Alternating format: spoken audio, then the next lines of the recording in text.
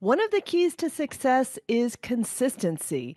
And in episode 46, my friend Mark Schaefer talked about how consistency has helped him publish his 10 books, his award winning marketing blog post that he didn't start until he was 49, and other things that he's been able to do in his life. We're going to dive a little bit deeper into consistency in this episode.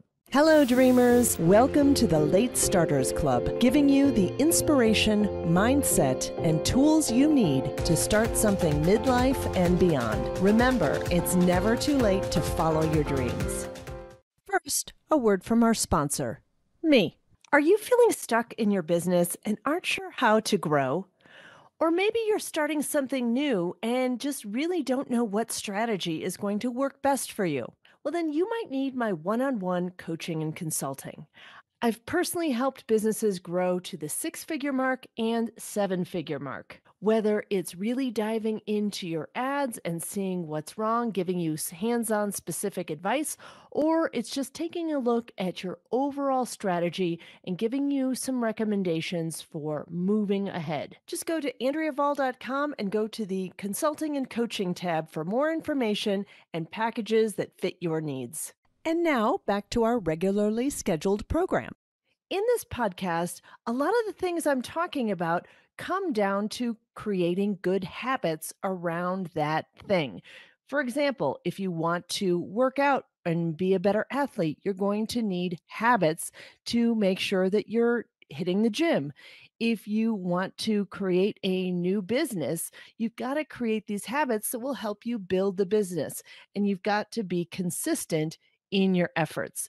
I know that when I was blogging more consistently, I was seeing more success. I fell off the wagon a little bit last year and the year before that, not blogging as much, but we're going to get back into it this year with renewed vigor, especially after listening to episode 46 with my friend Mark Schaefer. He really outlined how consistency has helped him. And I want to dive a little bit deeper into what it means to be consistent and how we can think about becoming more consistent. Tip number one is to really make the habit or the thing that you're trying to do, whether it be writing a blog post, writing some new comedy, going to the gym, having that activity not be a decision every time. It is something that you just do. I am really consistent in going out to the gym, and it's not a decision for me. I set the alarm goes off, and I get out of bed. I'm not always hopping out of bed. I will say that. But I am getting out of bed really, really consistently. I barely ever miss unless something goes really, really wrong. Oh my God, I'm so tired. And then oftentimes I realize that I regret not going to the gym despite what happened. So, again, tip number one is that activity is not a decision, it is a fact that you are going to get it completed. Tip number two, especially to creating consistent content, is to work ahead. Don't let that come down to the last minute. I know I do that sometimes as well, but as much as possible, work ahead. Don't sit down and say, what am I going to write about today? I've got to publish a blog post. No, you at least a little bit ahead so that that can be scheduled out and you don't have to worry.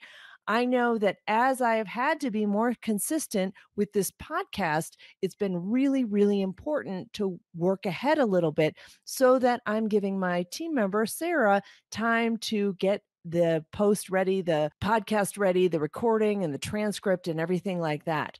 So that's a really important thing to be able to work ahead. Tip number three is to defend your time. If you are scheduling time to do a certain activity like writing or like going out to the gym, you need to defend that and make sure nothing else gets in the way of that time.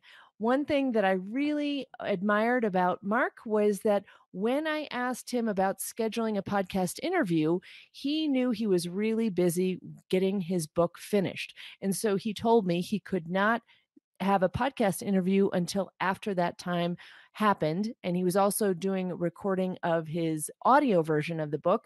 And he defended that time to work on his project. So If you have scheduled the time in your calendar, defend it. Now, I know things come up. I get it. That happens to me as well, where you have to rearrange things. And he did talk also about how he tries to take Fridays off as part of his lifestyle.